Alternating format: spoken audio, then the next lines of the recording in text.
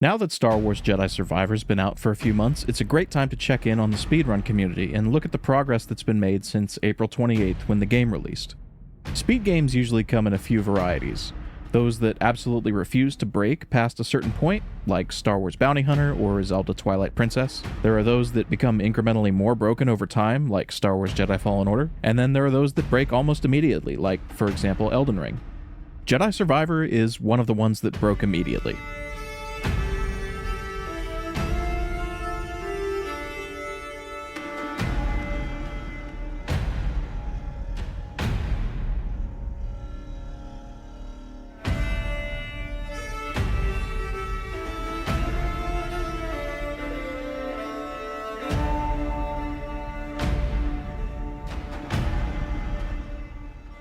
The very early days of a speed game are usually pretty slow, and Jedi Survivor is no different. But as speedrunners and glitch hunters made our way through our first playthroughs, we couldn't help but try certain things out. On most fronts, we were disappointed. Most of our favorite glitches vanished into nothing, like Thanos snapped them away. Target lock jumps, drop jumps, flying, and all the wonderful tech that Fallen Order speedrunners have used for years to break that game wide open were gone without a trace, as was the Fallen Order dash strike, which we'd used to set up basically every launch in the entire game, and was also heavily used in that game's movement tech. The removal of Fallen Order dash strikes is like taking Hessing away from Ocarina of Time speedrunners.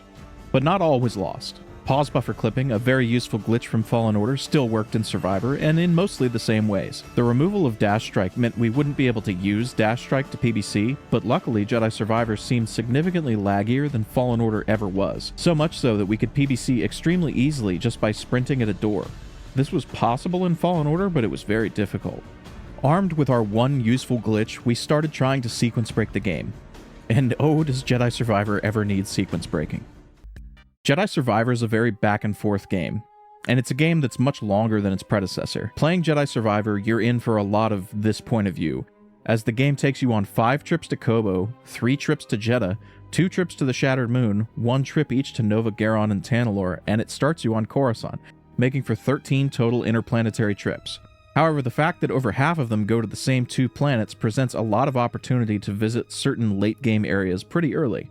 On Jeddah, for example, we found out very early on that we could do the entire planet in a single trip and get Air Dash and Marin's Charm quite early, which would allow some sequence breaks on Kobo and likely cut out the entire visit to Stone Spires, where you're meant to pick up the Kobo Spray Droid upgrade. All over the place, we found wonky geometry that sends Cal flying if he approaches it at a certain angle. Some of these were useful,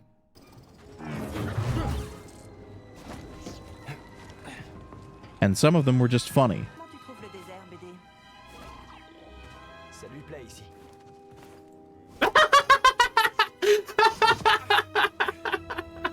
We started playing with the new combat skills like aerial dash, which we could use in creative and unintended ways. Throw an enemy somewhere they're not supposed to be, and suddenly you can get somewhere that you're not supposed to be either. And then, scarcely a week after the game came out, while most of us were still working through our meandering casual playthroughs or glitch hunting for skips that would eventually coalesce into a coherent speedrun route, a runner named Superbass discovered this very simple trick that skips the entire game. By going through the game to the point where the Mantis is fixed and ready to depart for Jeddah, Cal has the ability to ride Nekos. By positioning this Neko against this rock wall, Superbass was able to clip out of bounds and find himself looking at the long elevator that takes you to the alignment control console, which unlocks the way to Tanalorr. Normally, this elevator can't be accessed until after visiting Nova Garon at least once, as these locks on the doors can't be disengaged without the power acquired there, and a bridge that allows you to reach the elevator doesn't form until those locks are disengaged. However, by getting out of bounds above the elevator, we're able to jump onto these spinning platforms to avoid voiding out, and then clip back inbounds inside the room behind the locks. Then it's a simple pause buffer clip into the elevator, sitting through a very strange placeholder cutscene, before interacting with the elevator and riding it up, and unlocking travel to Tanalorr. To escape this area that we'd normally be trapped in, we can activate the elevator, then get off of it, change to Jedi Grandmaster difficulty, and start voiding out, taking fall damage until we're dead. And we'll respawn at the most recent save point we meditated at, and then can fast travel to the landing pad where the Mantis is waiting. After skipping a quick little cutscene, we're ready to travel to Tanalorr. Marin and Grease magically appear on the Mantis next to us, and at the end of a straight line level we fight Bode and the credits roll. Because of how Jedi Survivor is structured, it's extremely likely that unlocking Tanalorr in this way is the fastest way that we'll ever find to reach the endgame, barring some wild menu glitch or destination manipulation en route to Kobo being discovered. And with that in mind, now having a quick way to Tanalorr, the community instead had a single goal: get to this unlock as fast as possible. Step 1. Get off Coruscant. This immediately became the most painful part of the run, as there's a 3.5-minute walking section at the start of every new save file. The worst part is that this section actually has speed techniques, as you can walk in front of your captors to gain a very slight speed boost as a result, saving a couple seconds over the course of this entire section. But after this, and a quick combat tutorial, we actually get to play the game. The first half of Coruscant is pretty linear, so we don't really have much choice other than to go in that straight line as fast as possible. After we meet up with Bode, we have to make our way through a platforming section and some combat before we're faced with an upgrade locked path ahead of us. This bridge requires the Ascension cable for us to cross, and the Ascension cable is in the area to our left, at the end of a long section full of combat and some platforming. But with the power of pause buffer clips, we can walk through a locked door, kindly put there for us by the developers as a means of backtracking. We can skip all the combat and platforming, go straight to the boss and get the upgrade, and then continue on our way. And here's where the fun starts. The game wants us to go through this long platforming section to confront the Senator and then get ambushed by the Ninth Sister and fall all the way down to Undercity Meats and continue from there. But the devs, because they did such a great job constructing these levels to be easily backtrackable, put a little green laser gate right here that leads to an elevator that goes straight to Undercity Meats. So we're just going to clip through that green laser gate and go that way. But see, now we have a problem, because once we get to this point, what's supposed to happen is that we're supposed to fight the Ninth Sister by walking out onto this platform and triggering a couple cutscenes that put us in the boss arena and start the encounter. But because we skipped the platforming section to the Senator earlier, the correct flags haven't been set and there's no cutscene here. So if we walk into this section, nothing happens. So instead, we have to do some speedrunner shit. This meditation pad is where you would respawn if you died during the Ninth Sister fight, in which case this door would be open and you could take an elevator down to the arena. The door is closed right now, but with pause buffer clips, that's not really a problem for us. But rather than take the elevator down and enter the boss arena, we'd rather avoid that entirely. So by clipping through the wall to get out of bounds again, landing on some convenient collision to prevent a void out, and then falling the rest of the way, we can do another pause buffer clip through this invisible collision, and then jump down to this very thin ledge,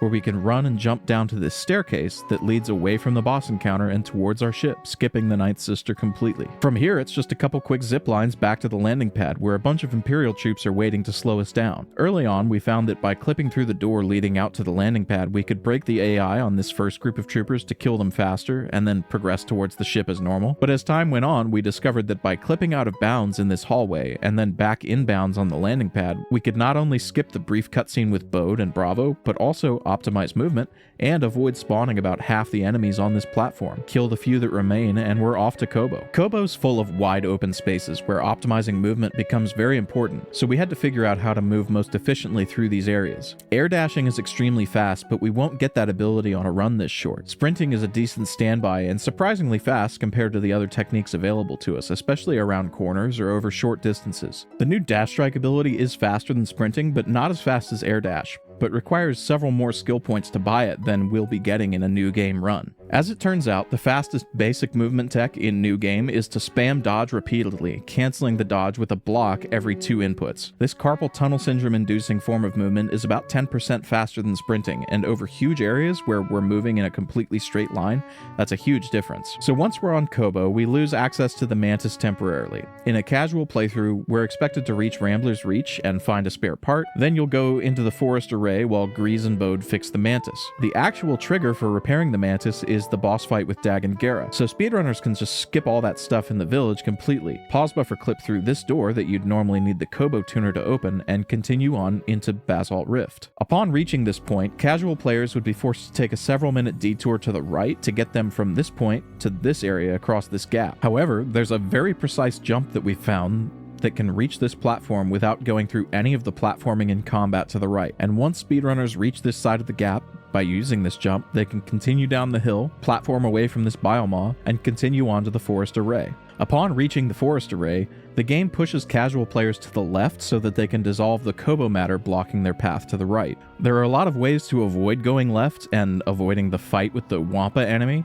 but the one that wound up being the most commonly used and the fastest is a simple PBC through the Kobo matter. From there, speedrunners just continue on the normal path to the Forest Array Tower, getting the ability to tame Relters on the way. Now, as it turns out, learning Tame Relter is actually really important. Defeating Dagon Gera in the fight coming up will fix the Mantis, but for some reason only if the player has gotten Relter tame. Taming the Relter is also what allows us to later tame Nekkos. More on this in a bit. Reaching Dagon Gera from this point is a simple matter of gliding a couple Relters to return to this central area, and then casual players and speedrunners alike are in for a multiple minute sequence of what is basically an unskippable cutscene showcasing Dagon Gera, Santari Khri, and Tanalorr. Now, if you know anything about speedrunning, you might be wondering, if you're on Tanalorr right now, can you maybe clip out of bounds to get to the end of the game that way? And that's a good idea, but this isn't actually Tanalorr. It's a fake Tanalorr that's under the map of Kobo.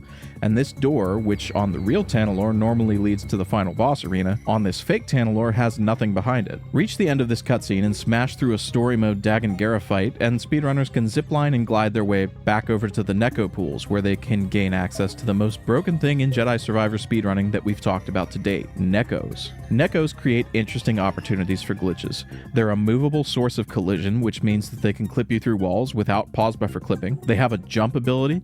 Casually, this is meant to give Cal a boost to reach high areas that he'd be unable to reach otherwise, but when combined with pause buffering, this jump ability winds up giving the Nekkos a huge boost of height, which we call Super Nekko jumps. So at this point, speedrunners have repaired the Mantis by fighting Dagon Gera, and they have a tamed Nekko that they can use to clip through walls, so there's nothing left to do but run through the Jawa settlement back to the central area on Kobo and use the Nekko to clip into the elevator to the alignment control center, unlock Tanalorr, and fly off to Tanalorr. But the fun doesn't end there, because there were still more optimizations to be found. One of the fundamental glitches from Fallen Order was called an airwalk, a glitch that allows us to delay interactions with things like chests or meditation circles by stacking multiple animations on top of each other, and we could delay that interaction indefinitely by holding something like lightsaber block. While airwalks don't work exactly the same way in Survivor as they do in Fallen Order, they do still exist. For instance, here we can delay the interaction with this meditation pad until after we've gotten onto the Nekko. One of the major design changes from Fallen Order to Survivor is the addition of a point-to-point fast travel system, meant to make backtracking and completionist gameplay a lot less tedious. But this fast travel system,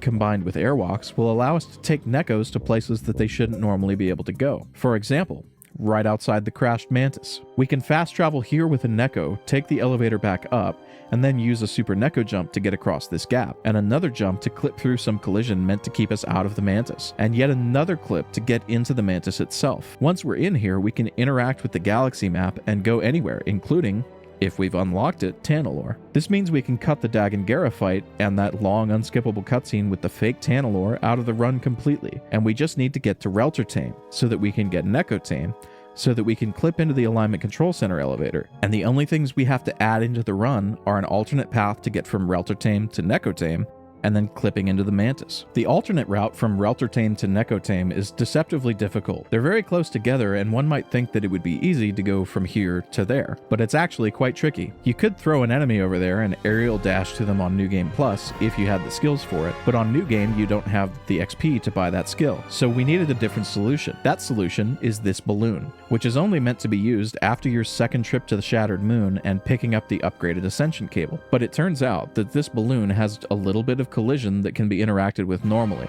and it's just barely close enough to the ledge that we're on that with a very precise jump, Cal can reset his jumps on that balloon so that he can jump from the Biomod Den to the Nekko pools, like so. And aside from some idiosyncratic differences between New Game and New Game Plus, this was the extent of developments with the Jedi Survivor speedrun until Z Money Train, a name that will be familiar to anyone who's watched my videos on Fallen Order speedrunning, asked a question that he's asked many times before. What happens when I PBC and do something else at the same time? In Jedi Survivor, this is the result.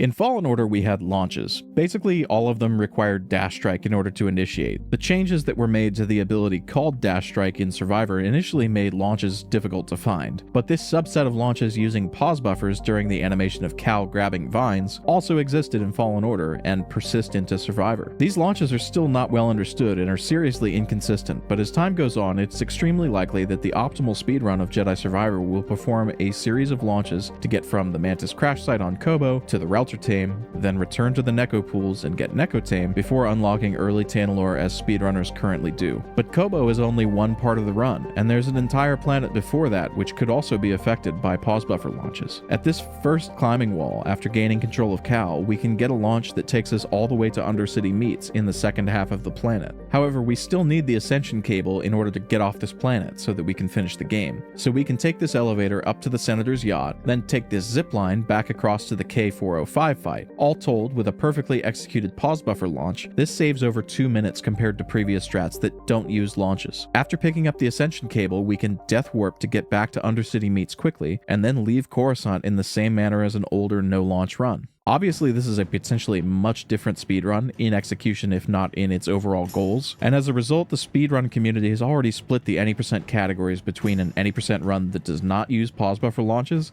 and an unrestricted category where anything goes. The unrestricted world record using these strategies is already under 30 minutes by Mr. Benuto. Jedi Survivor's any percent speedrun developed and broke very quickly compared to Fallen Order, but as the speedrunning community comes up with newer, longer categories that go through more of the game, there's undoubtedly still much more that's going to be found. For more on that, make sure to subscribe for future content. Please like the video if you like it, dislike it if you disliked it, and if you're interested in how speedrunners broke Star Wars Jedi Fallen Order, click the video on the right side of the screen now. Goodbye, my friends, and may the Force be with you.